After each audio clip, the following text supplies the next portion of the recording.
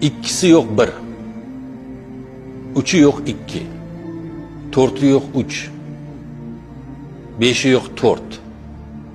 Altısı yok beş. Yedincisi yok altı. Sekizincisi yok yetti. Dokuzuncusu yok sekiz. Onuncusu yok dokuz. 11'incisi yok 10. 12'incisi yok 11. 13'üncüsü yok 12 nima debdi.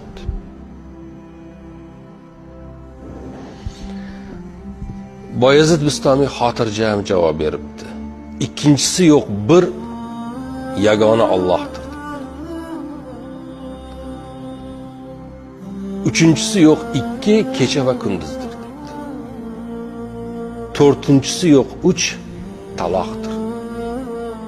Beşincisi yok dört, Tavrat, İncil, Zabur ve Kur'an-ı Kerim'dir.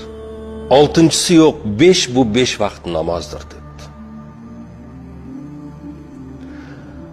Yettincisi yok altı, koinotning yaratilishidir, ya'ni 6 kunda yaratilganidir.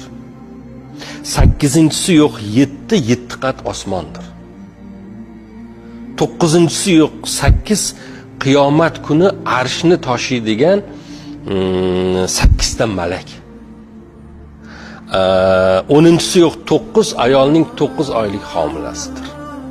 11'inchisi yok 10, Musa payg'ambarni, Musa alayhissalomni, Shuayb payg'ambarni qo'lida 10 yil cho'ponlik qilishidir. 12'si yok 11, Yusuf alayhissalomni 11 ta akasi. 13'si yok 12, bu 12 oydir deb javob berdi.